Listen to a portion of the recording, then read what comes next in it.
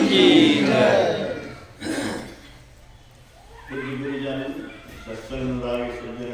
पूज्या माता और बहनों,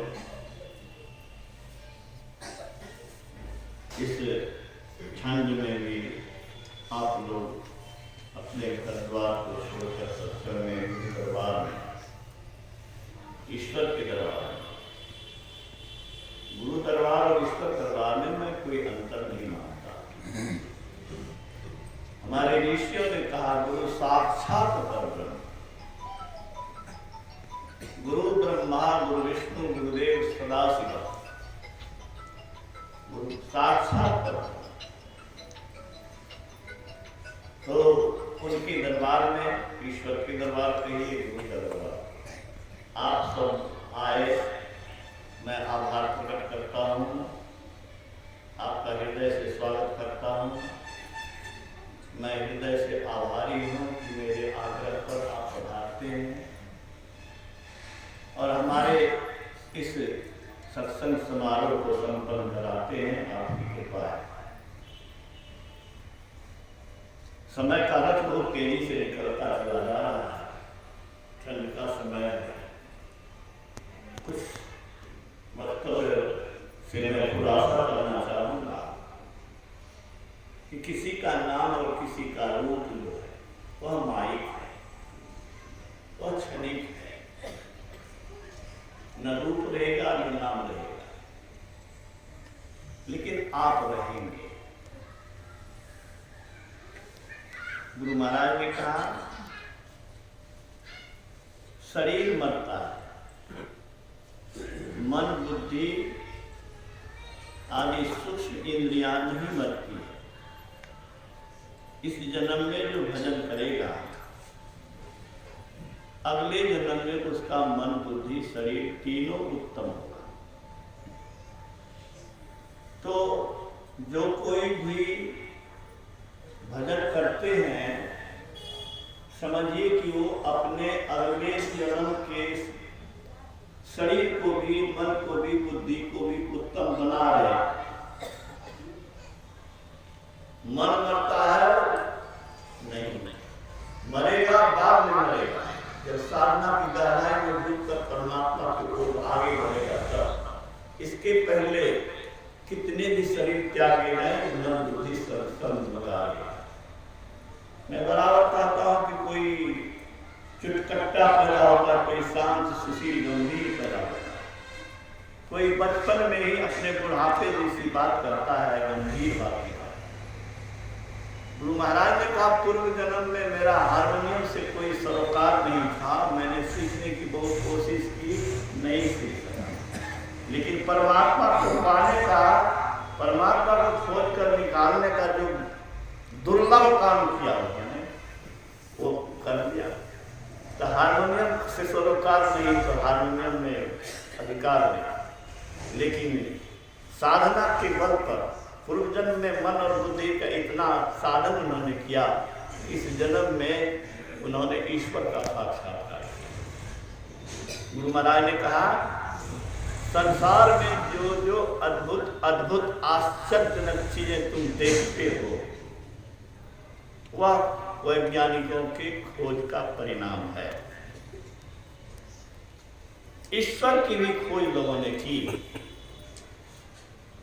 बाहर नहीं। पहले तो बाहर भटके, बाहर में कहीं नहीं मिले। बाहर में अभी आप सुन रहे थे कि प्रभु तो ही कैसे देखन पाऊं, आपको कैसे देखूं। अब मन को कोई देख सकता है क्या? शरीर को देख सकते, चमड़े को देख सकते, स्थूल चीज को देख सकते, भौतिक पदार्थ को देख सकते। जो पदार्थ ही नहीं है उसको आप आंख से कैसे देख सकते हैं? तो मन बुद्धि से ऊपर सूक्ष्म जाति ज्यादा सूक्ष्म है, सूक्ष्माति सूक्ष्म परमात्मा सबसे ज्यादा सूक्ष्म है।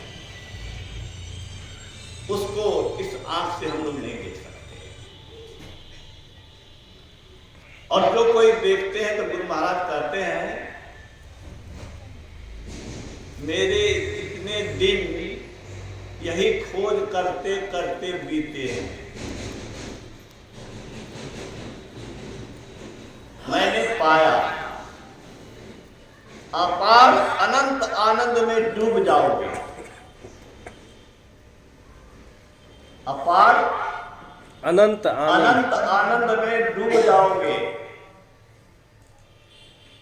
ये गुरु महाराज का वक्तव्य है और इसी की खोज करते करते मेरे जीवन बीते हैं। ये उन्होंने कहा, उन्होंने यह भी कहा, सार शब्द मिलेगा, ईश्वर मिलेंगे। जितना मैंने किया है उसका प्रत्यक्ष अनुभव ठीक ठीक हुआ है, इसलिए मैं जोर देकर कहता हूं। ये परमाराध्य की का वचन में आप लोग को हूबहू सुना दिया। मुझे परमात्मा रूप गुरुदेव के अमृतमय उपदेश विचार से बहुत प्रेरणा मिली है और इसी से लोगों को ज्यादा प्रेरणा मिलेगी, इसलिए मैं गुरु महाराज के वक्तव्य को ही ज्यादा रखना चाहता हूं और सुनाता हूं। शिशु बाबा कहते थे, दीवार के उस पार नहीं देख सकता, उनकी वाणी में ताकत होगा। कि जो विश्व ब्रह्मांड को अपने अंदर में देखता है, उनकी वाणी में ताकत है। उनकी वाणी प्रभावकारी होती है। उन्हीं के विचार को आपने विभिन्न तरह से पाठ में सुना है। तो मैं कह रहा था कि शरीर है और रूप नाम है, रूप है और नाम है। ये माइक है, सगुन है, गुण सहित सगुनवा। आध्यात्मिक दृष्टि से गुण क्या है? गोरा है, लंबा है, ऊंचा है, अच्छा स्वभाव है, ये सब लोग गुण कहते हैं। आध्यात्मिक दृष्टि से गुण क्या है? गुण 3 है, सत्वगुण, रजोगुण और तमोगुण। उत्पन्न करने की शक्ति जो है वह रजोगुण है, पालन की शक्ति जो है वह सतोगुण है और विनाशक शक्ति तमोगुण है। इस 3 गुण से संसार की चीजें बनी। परमात्मा त्रिगुणातीत है, मायातीत है। इसलिए भजन में आपने सुना कि मायातीत धरो तुम नाम, प्रभु को एक देख कैसे देखूंगा। आंख से तो माया दिखेगी, माया को चलाने वाली नहीं दिखेगी। हम सब एक दूसरे के शरीर को देखते हैं, किसी की आत्मा को देखने की क्षमता हम लोगों में नहीं है। वो क्षमता साधना से ही होती है। तो भक्ति का प्रारंभ जो है प्रभु के नाम और प्रभु के रूप, किसी एक रूप पर आस्था रख करके करने का है। कुछ लोगों को होता है कि संत मत के लोग या महर्षि मिहि के शिष्य सिर्फ गुरु को मानते हैं, भगवान को नहीं मानते। आप जान लीजिए गुरु महाराज ने क्या कहा। गुरु महाराज ने कहा, ईश्वर तो सर्वव्यापक है, उनके किसी एक रूप का सहारा नहीं। नदी पार करना है तो किसी एक नाव पर कर देते हैं, सूरत का सिमटाव करना है, किसी भी अवतारी पुरुष का, गुरु का अथवा माता में श्रद्धा हो, पिता में श्रद्धा हो, किसी एक रूप पर अपने को केंद्रित करो, उसका ध्यान करो और उनके नाम का जप करो। लेकिन गुरु से युक्ति जान करके जप करो। शिव को मानो, राम को मानो, कृष्ण को मानो, किसी को मानो, शरीर में अंतर है, आत्मा में अंतर नहीं है। बाहर में बहुत से विद्युत के यंत्र हैं, मोटर है, हीटर है, कूलर है, बल्ब है, पंखे हैं, लेकिन सबके अंदर जैसे बिजली है वैसे ही सबके अंदर की आत्मा एक है। अंतर क्या है? स्वामी विवेकानंद ने कहा, every soul is sun covered with different densities of clouds. अर्थात सबकी आत्मा सूर्य के समान है, लेकिन बादल का घनत्व जैसे अलग अलग है, अगर बादल घना है, सूर्य की किरण को नहीं आने दे रहा तो पूर्ण अंधकार है।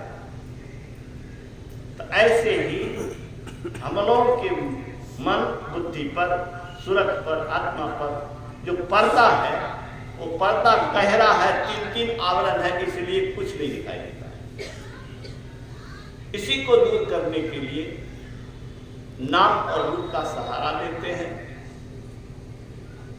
और नाम और रूप के सहारा लेकर के अंदर बढ़ते हैं। इसी का खुलासा, इसी का विश्लेषण सत्संग से होता है। विशेष ज्ञान के लिए विशेष सत्संग की आवश्यकता होती है। अभी आपने सुना कि अकथ है परमात्मा का रूप, परमात्मा का नाम अकथ है, अनादि है। गोस्वामी तुलसीदास जी रामचरितमानस के विषय में लिखते हैं, नव रस जप तप जोग विरागा, ये सब जलचर चारु तरागा।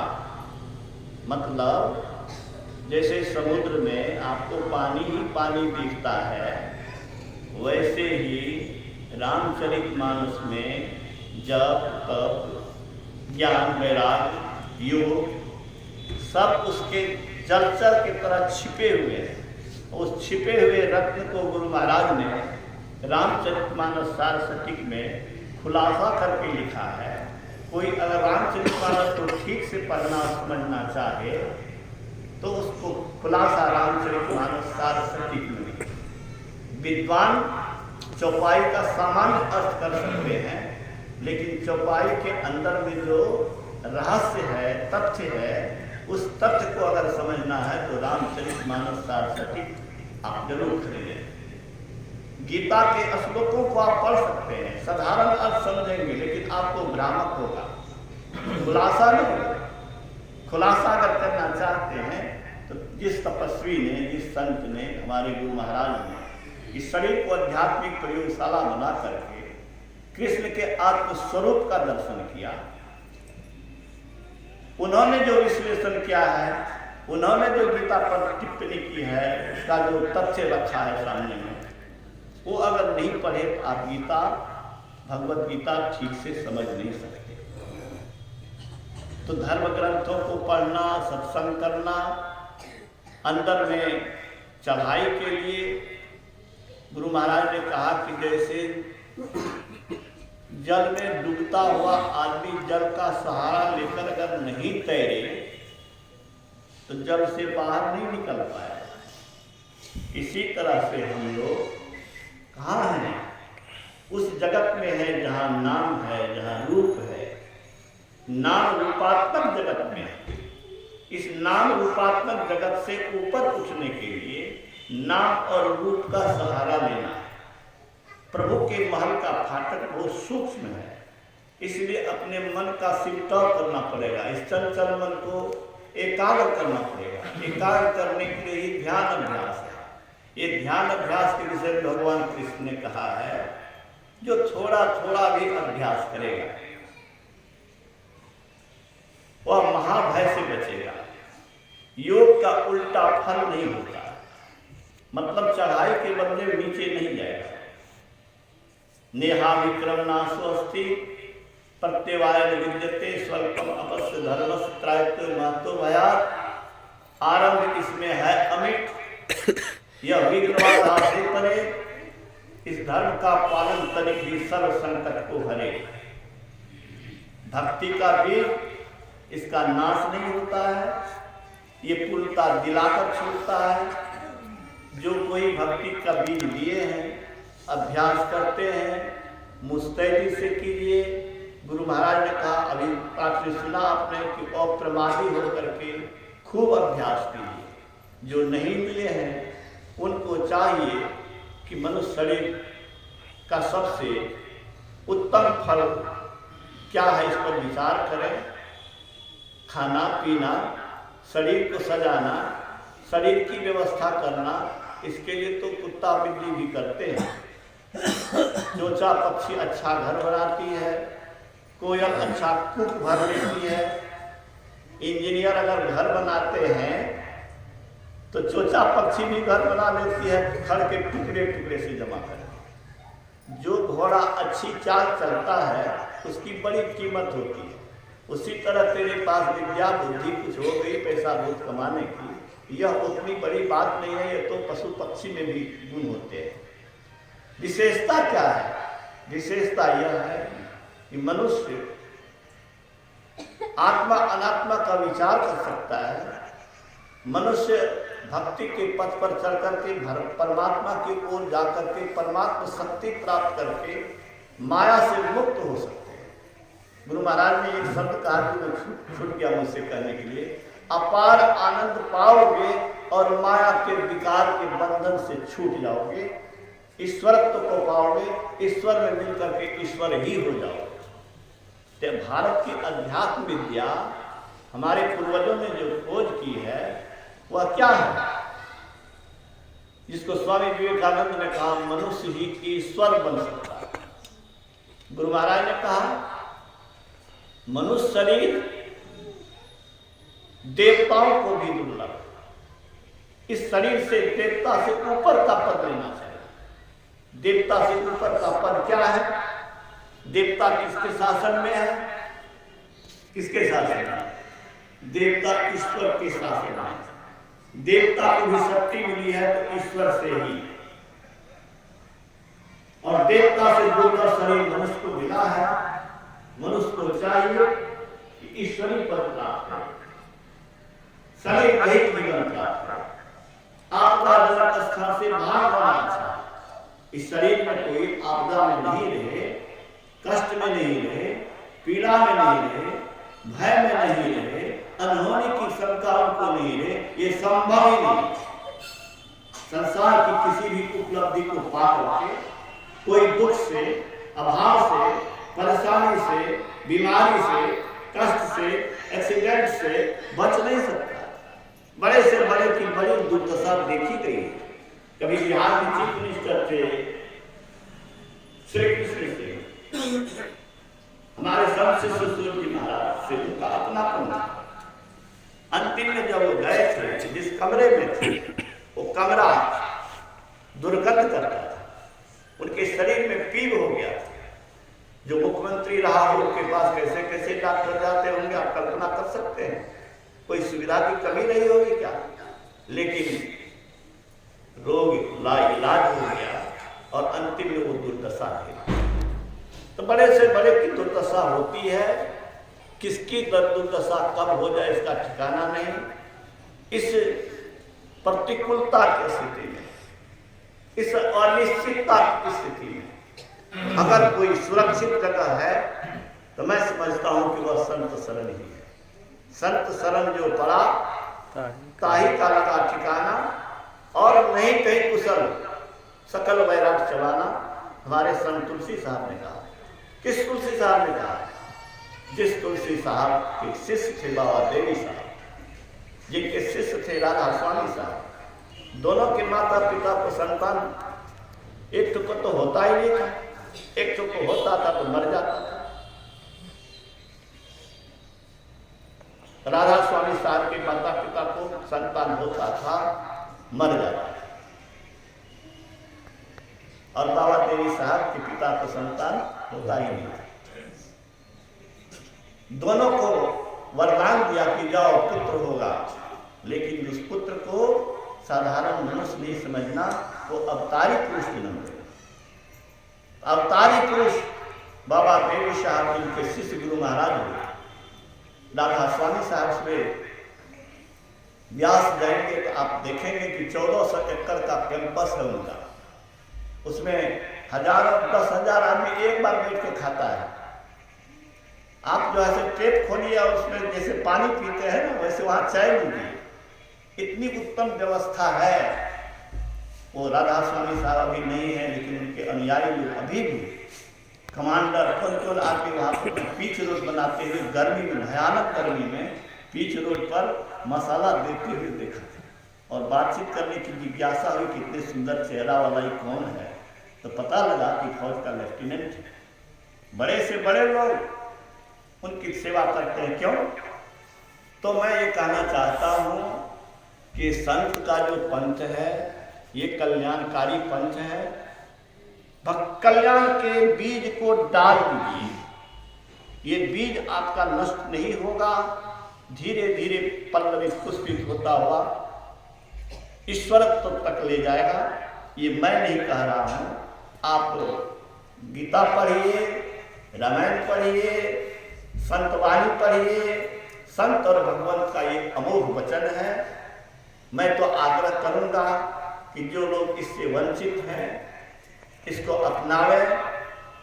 हमारे एक मित्र आए थे प्रोफेसर, उन्होंने कहा कि आपका ग्रामीण बड़ा विचित्र है। मैंने कहा क्या विचित्र है? गाँव गली की प्रशंसा तो लोग सुनना चाहता है, अपने देश की प्रशंसा कोई सुनना चाहता है, अपने टोला की प्रशंसा सुनना चाहता है। कोई जब कहता है कि मैं प्रोफेसर को बड़ा शांत है तो हम लोग को बड़ा गौरव होता है, अच्छा लगता है। तो अपने गांव की बड़ाई तो लोग सुनना चाहता है, लेकिन निंदा तो कोई सुनना नहीं चाहता। लेकिन उसने तो कह दिया कि आपके गांव के लोग विचित्र हैं। हमने कहा क्या भाई विचित्र है? तो उन्होंने कहा कि आपके गांव के लोग सब काम छोड़ के सत्संग में चले जाते हैं। तो उनको मैंने यही कहा था कि आप क्या समझ रहे हैं कि कुछ प्रश्नों के उत्तर रट करके डिग्रियां ले लेने से, कॉलेज के प्रोफेसर हो जाने से विद्वान हो जाएंगे? मैं आपसे पूछना चाहता हूँ कि आपके परदादा का दादा कौन था, बता सकते हैं? इसी तरह से हमारा आपका वंशज, आपका हमारा नाम तक नहीं जानेगा। लेकिन कबीर साहब जब तक धरती चांद सूरज आकाश रहेगा अनपढ़ थे, उनका नाम रहेगा। उनसे सीखिए कि अपना काम क्या है। अभी भजन गाए रामचंद्र, अपने घट दियना बारू रे, शरीर के अंदर में अंधकार ही नहीं है, उसमें प्रकाश है, दीप जलाओ।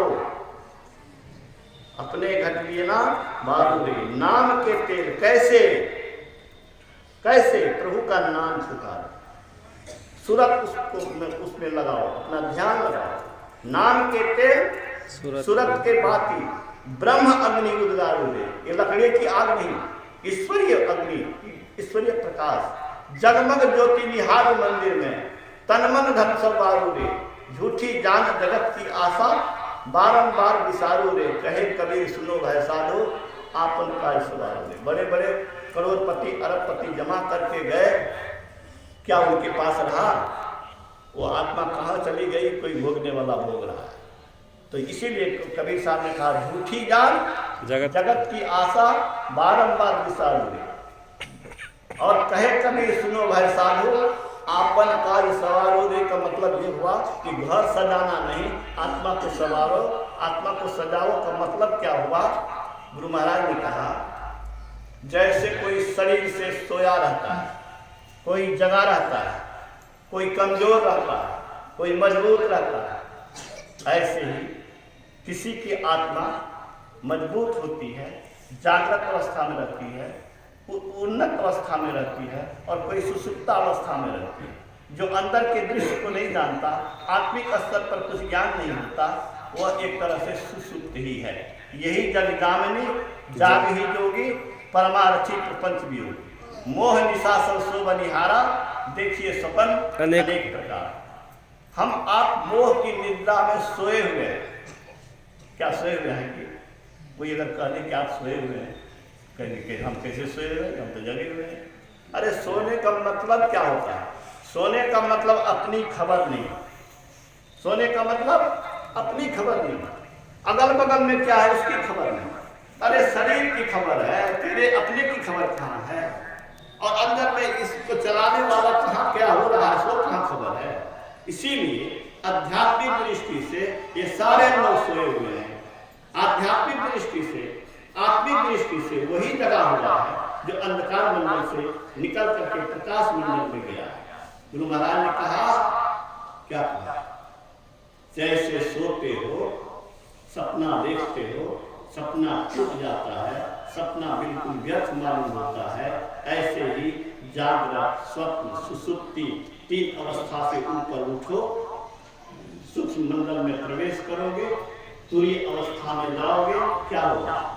ये संसार भी स्वप्न के तरह झूठा तुम्हें महसूस होगा कि किसी के कहने की जरूरत नहीं है। उमा कहूँ मैं अनुभव अपना, सत हरि भजन जगत सब सपना।